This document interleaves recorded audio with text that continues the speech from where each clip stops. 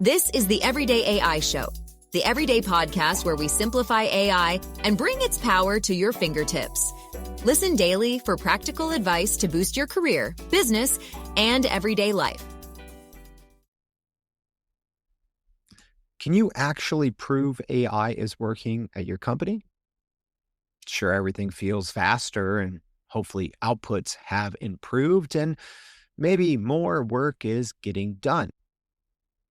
But is there ROI? And don't just give me vibes, give me receipts. What's the actual return on your investment for AI at your company?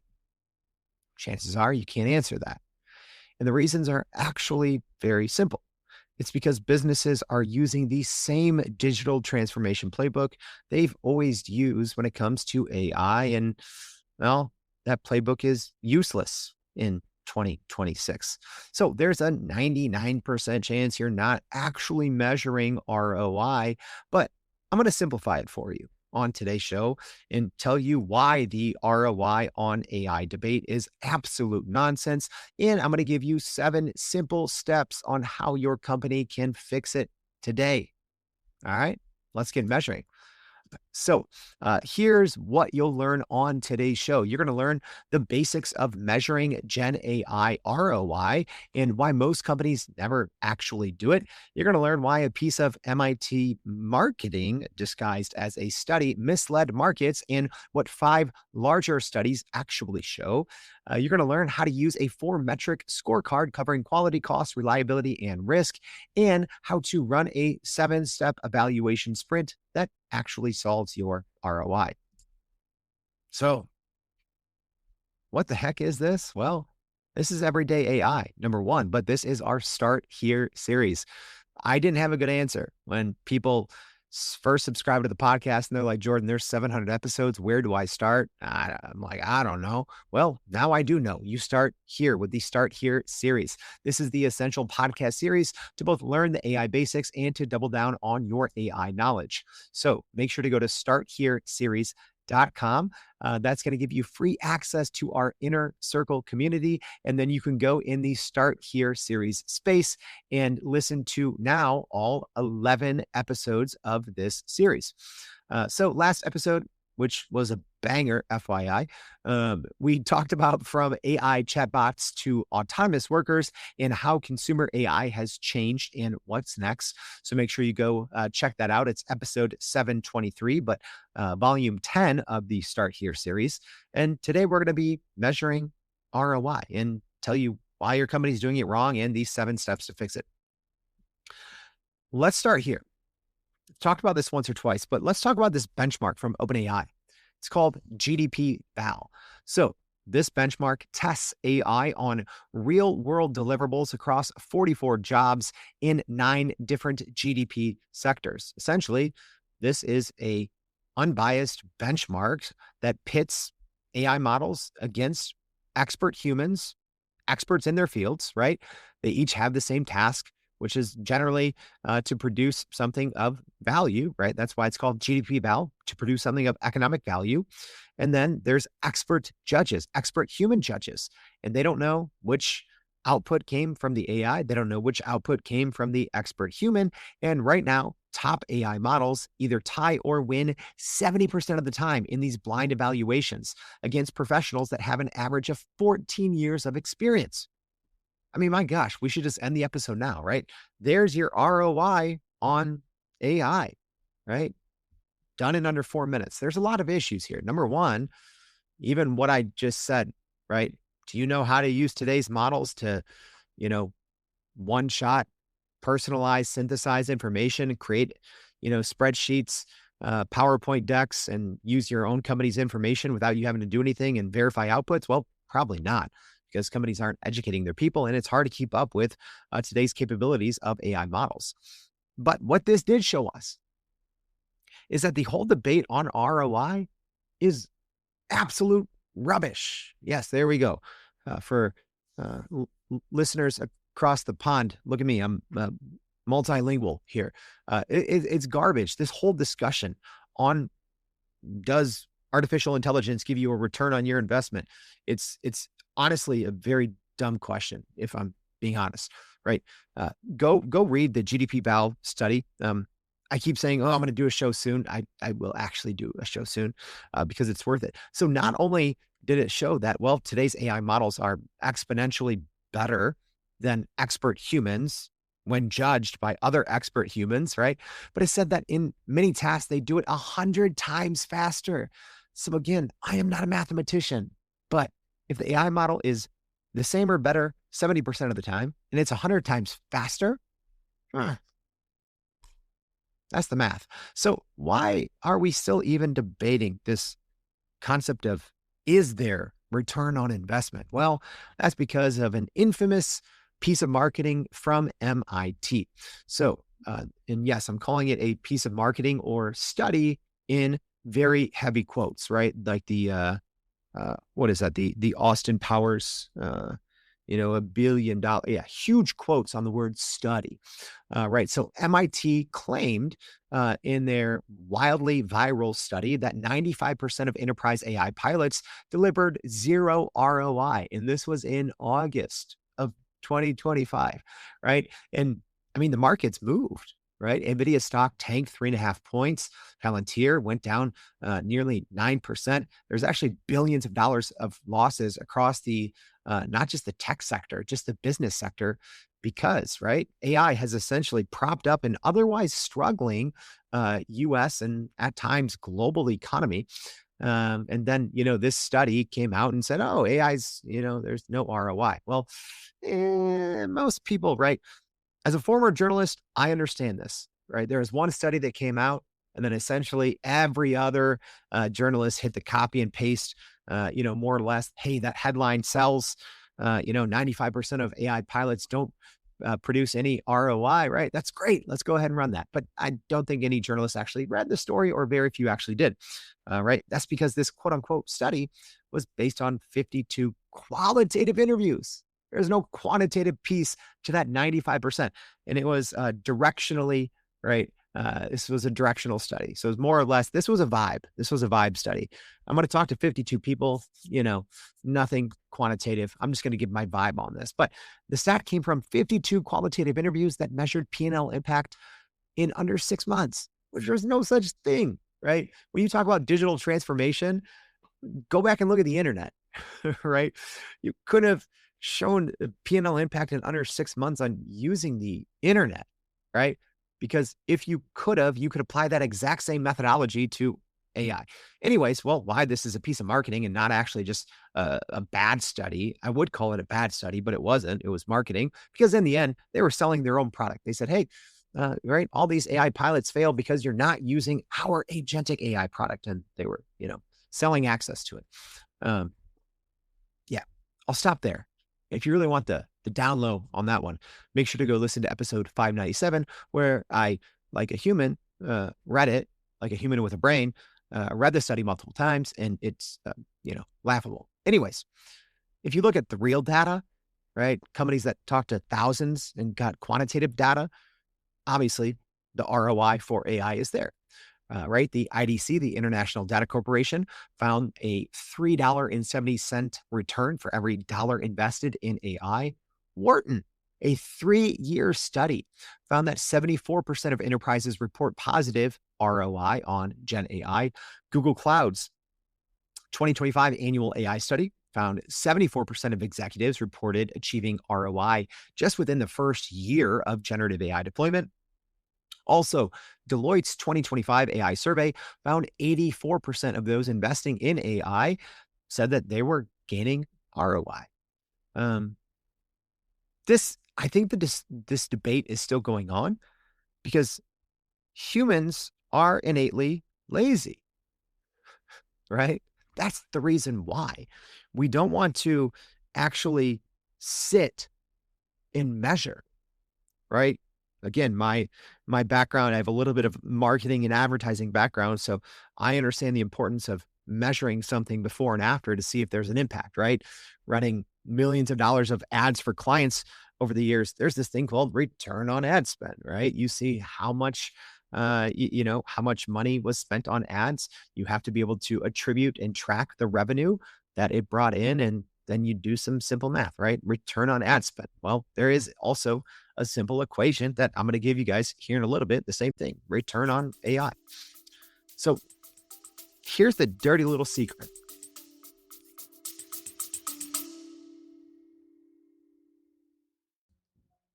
AI moves too fast to follow, but you're expected to keep up. Otherwise, your career or company might lag behind while AI native competitors leap ahead. But you don't have 10 hours a day to understand it all. That's what I do for you. But after 700 plus episodes of Everyday AI, the most common questions I get is, where do I start? That's why we created the Start Here series, an ongoing podcast series of more than a dozen episodes you can listen to in order. It covers the AI basics for beginners and sharpens the skills of AI champions pushing their companies forward. In the ongoing series, we explain complex trends in simple language that you can turn into action. There's 3 ways to jump in. Number 1, go scroll back to the first one in episode 691. Number 2, tap the link in your show notes at any time for the Start Here series, or you can just go to starthereseries.com, which also gives you free access to our Inner Circle community where you can connect with other business leaders doing the same. The Start Here series will slow down the pace of AI so you can get ahead.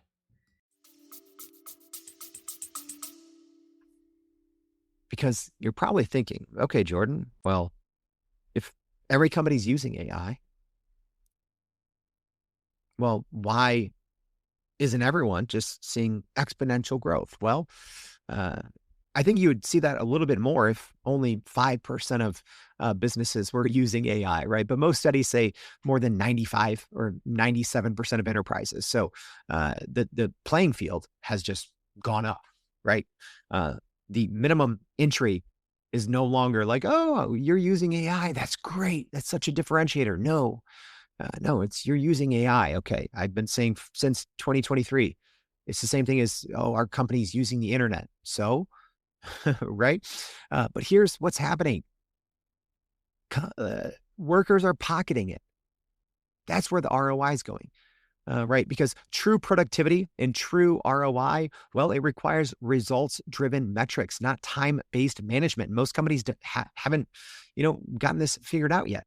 And I think a big portion of this is that remote and hybrid workers are using AI, whether it's approved AI or, whether it's, AI sprawl, dark AI, whatever you want to call it. And they're just pocketing it. It's this invisible productivity, right? I've literally talked to countless people. I won't say hundreds because I don't know if it's actual 200 or more, but I've easily talked to more than 100 people over the past few years in very successful, right? Even one of my, one of my good friends told me this like maybe 1 or 2 years ago, pretty high up at a company that was public company when he worked there, said he automated about 95% of his job with AI, right? No one knew because he's at home. I'm like, what are you doing with all this time? He's like, chilling, golfing a lot, right? That's the reality. So many companies, so many employees, I think, are just pocketing this time savings, right? As we've gone to this, remote hybrid workforce. And I think that's one of the reasons why last year, so many companies had this, big return to work push. And right now, according to Workday, 89% of organizations haven't even updated their roles to reflect AI, right? So they're still using, 2026 tools inside of job structures made 10 years ago. Right. So why does that matter? Well, again, hiring and roles in today's enterprise are still pre-AI. So what that generally means, well, expectations or output is measured in a pre-AI way, which isn't necessarily the right thing, right? And in the same way that I've encouraged you all for years to not upskill or reskill, that's a waste of time when it comes to AI, right? You need to unlearn and rebuild. Been saying that for a long time. Uh, Departments and companies need to do the exact same thing, right? You can't just, let's add a little bit of AI to this job role or, hey, let's try to think a little more AI natively here at this company. No, you got to tear it apart. In the same way that job roles haven't changed, right? That means outputs aren't going to change either. But if you're using AI, if you've trained your people on AI, if they have the right AI, they're just banking that productivity. So here's how finding ROI is done. It's simple. ROI can mean a lot of different things. A lot of people just think, oh, that means you're bringing in more revenue. No, I think mainly it's time saved, right? But I think ROI also means just cost reduced, revenue increased, or risk avoided. It's not just prompts sent, right? I think that's what a lot of people, they're looking at the number of hours, your utilization rate. If you're using, an enterprise tool like ChatGPT, right? Everyone's like, oh, we need to increase our utilization from, 8% to 20%, right? And then companies, hire us to, train hundreds or thousands of employees. And it's like, okay, utilization is not the metric that pushes it. It's, are you saving time? Are you increasing revenue and avoiding risk? The formula, well, simple math. It's the time saved or increased revenue. But let's look at time saved. So it's just time saved multiplied by fully loaded hourly rates minus any monthly AI subscription costs. Simple formula, right? And right now, boards and CFOs just care about cost per task, throughput, and error rates, right? Not usage dashboards, not utilization. But we're seeing the same reasons for failure still years later, right? Through my own conversations and conversations with others, I can say when it comes to measuring or not measuring ROI, I still think that there's 5 patterns or 5 main reasons why either individuals or departments aren't able to do this. So number 1, not having a pre-AI baseline. Number 2, doing these slow year-long pilots. That's a recipe for disaster. Number 3, celebrating one lucky run and making that your AI strategy. Number 4, when vanity metrics become the focus. And number 5, shiny object syndrome, pulling focus away before real company-wide implementation can actually start, right? You get a little ground, you show ROI, and then you're like, oh, what about this model? What about this? What about this? What about this? Right? Before you actually, implement it company-wide. And these aren't technology problems, right? This isn't standard digital transformation. These are, we as working human beings, as knowledge workers, we don't have a playbook to follow, right? So all we've been doing is following the same playbook that we've always done, right? Those slow pilots. You get one thing right and you're like, oh, this is what we do now. It's the wrong way to do this. The other big reason, well, training, right? The training actually leads to those 5 other failures. So it's more of an underlying foundational issue, right? But right now, 49% of enterprise leaders cite recruiting AI talent as their single biggest challenge. All right. AI, you need documented workflow steps and company data.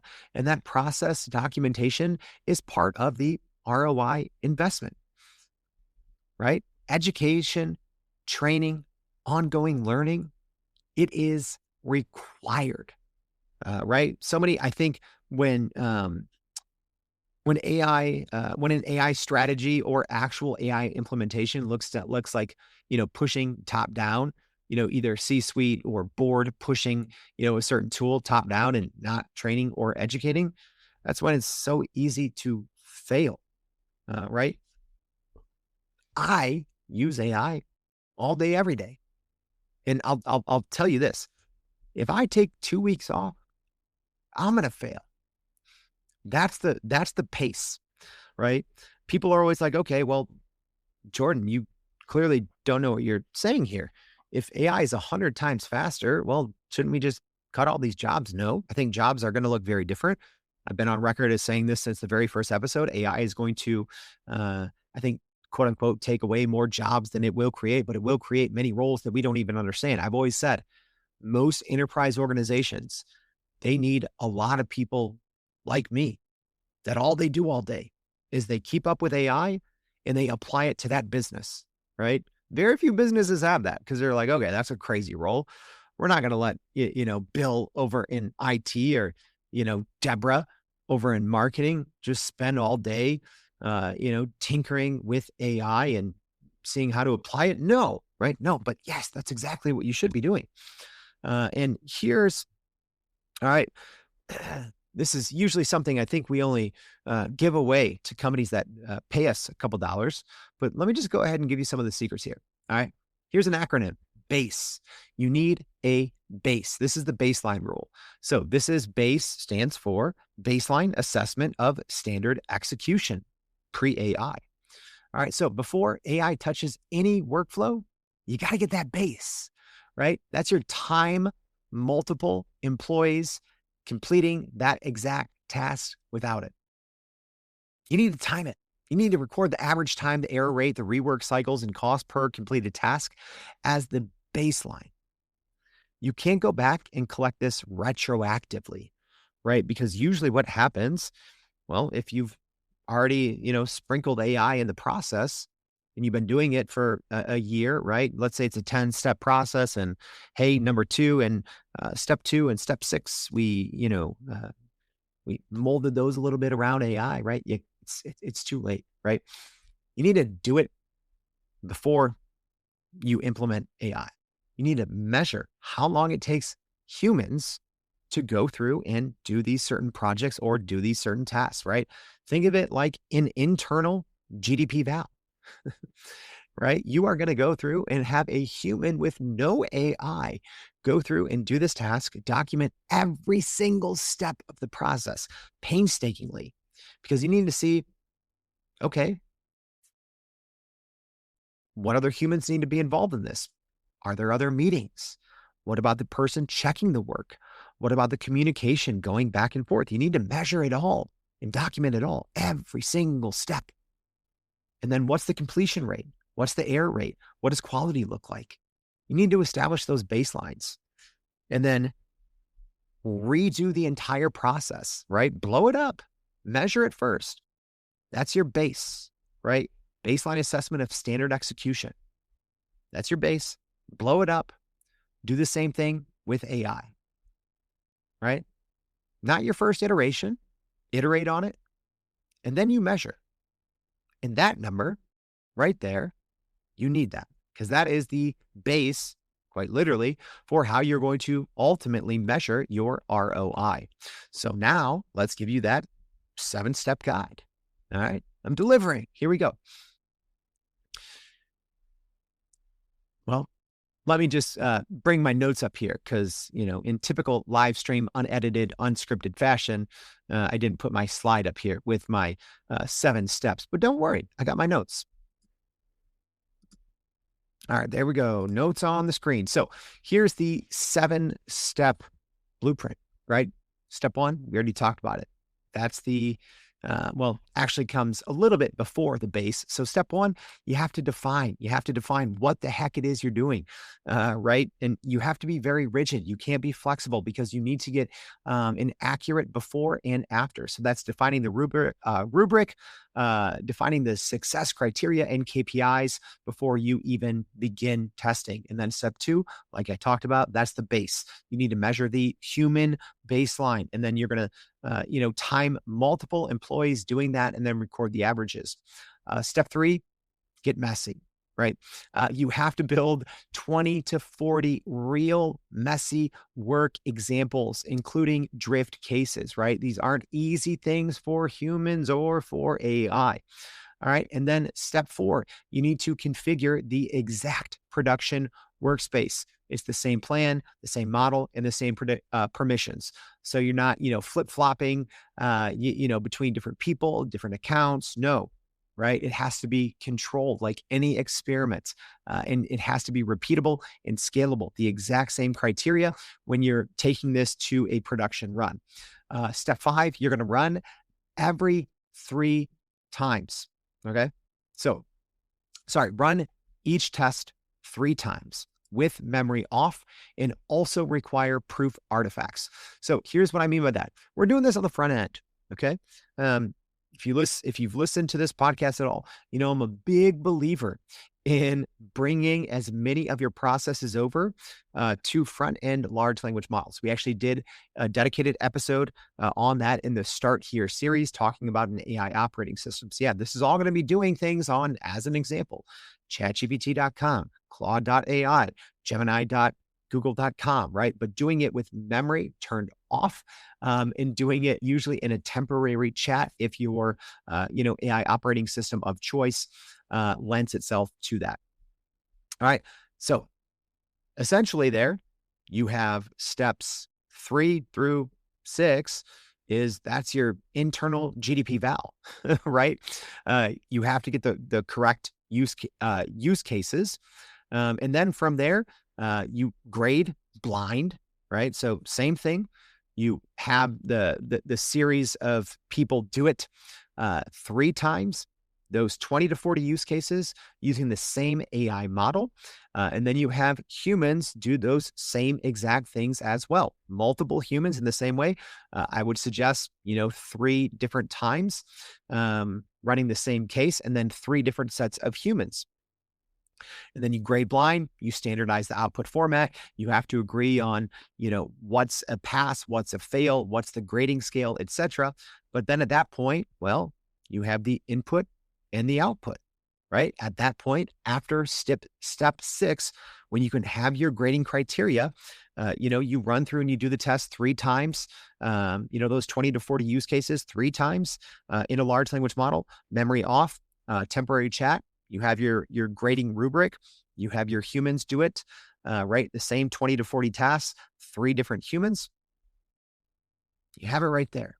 You have the time, right? You multiply the time that it takes the humans to do it on the AI side, all right, minus out, so let's say if it's 100 human hours, take their hourly rate, times it, minus the cost of whatever AI tools that you're using.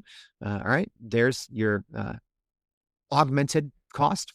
And then you compare it to your human only cost, right? And obviously the human only cost is going to be much higher, right? The same thing, if you are using any, paid non-AI tools for the human only cost, right? Maybe there's some, I don't know if you're using the Bloomberg terminal or right, whatever, a certain SaaS, and maybe you don't need to use that SaaS application if you're doing it AI native.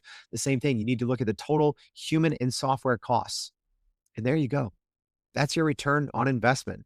And then step 7, you need to retest this monthly after every model update.